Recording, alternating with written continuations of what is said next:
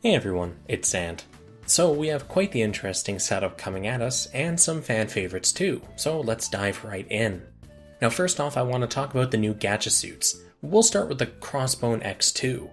Hailing from Crossbone Gundam, the X2 is an improved version of the X1. Now if you're interested in a more backstory on that, you can check the video I did in the past talking about the X1, because we got it as a welfare a while back. So what's different in the X2? Largely performance improvements, with a side of new weaponry. All in all, not much of a difference going to be seen from us, more just kind of stat-wise I reckon, and maybe a new weapon or two. So thinking about that, let's talk about what weapons it's bringing. It has a Vulcan turret set, 2 beam sabers, 2 heat daggers, 2 scissor anchors, one mounted on each side of the skirt, 2 beam shields or brand markers. Much like its predecessor, it could be used as a shield or mounted on the fist and turns itself into a cross it can use to impale things. A buster gun, a beam Zanber, and it can merge with a buster gun to make the Zan Buster, the buster launcher, and a new weapon, the Shot Lancer. This has 4 heavy machine guns mounted into it. All in all though, it's pretty much the exact same as its predecessor, just like I said, under the hood improvements. Now onto the Bale. Coming from Iron-Blooded Orphans, the Bale is one of the few surviving Gundam frames to see action in IBO. Originally piloted by Agnika Kairu and brought to glory due to his skills, it was piloted in IBO by McGillis Farid and eventually was used to enact a coup for control over Gallerhorn. The model name of the suit, ASWG-01, clearly shows it was the first completed Gundam frame, the OG to end all OGs in the IBO universe.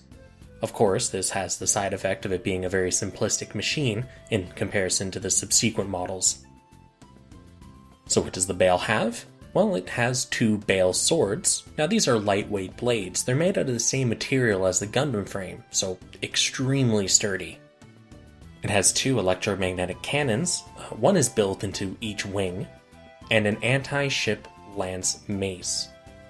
Even though it may be simple, I can see people going after it purely for the aesthetics. However, do remember, this is not a limited suit, meaning you can premium material select it, so weigh your options before whaling. Our welfare machine this time, also from IBO, is the ryusei-go, a customized variant of the Gray's Kai. So it's a Kai-Kai. Ha! Piloted by Norba Shino, this Tekadon machine is a fusion of Tekadon's engineer MacGyvering and Teiwaz's technology packed into one pink boy, and it can fight exceptionally well with its high mobility, so it's not exactly a sleeper in lore. Now what kind of weapons does it have? Well, it's very simplistic. It has 2 120mm rifles and a battle axe. It's a bit on the bare-bones side, but when you think about how financially struggling Tekadon was at the beginning of IBO, it is what it is. But hey, you can get a Sharky Boy headpiece, so maybe it's a net gain? Now onto our pilots. We'll start with Angelo Salper from Gundam Unicorn. The young commander of Full Frontal's Royal Guard, this devout orphan was picked up by Full Frontal and trained to be an ace pilot for the Sleeves. He piloted the Rosen Zulu, and managed to fight the Unicorn on rather equal terms, all things considered, what with the cheat device of a machine that Benaja was piloting.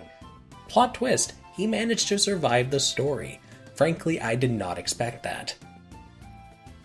And our final new gacha item today is a new Heero Yoi, this time in his end-of-wing edgelord getup from his post-Epion depression.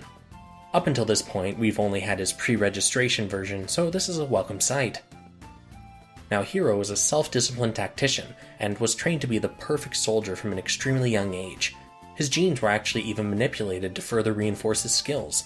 Now, to put it simply, if one were to take Mary Sue and turn it into an anime character, you'd have Heero.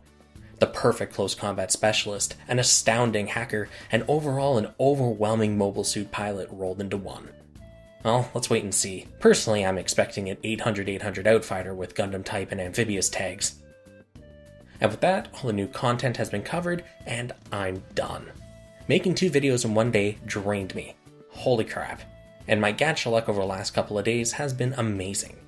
Go watch the Grand Blue video I just put up if you haven't yet, if there's any interest anyways. Peace out guys, I'll see you in the next one.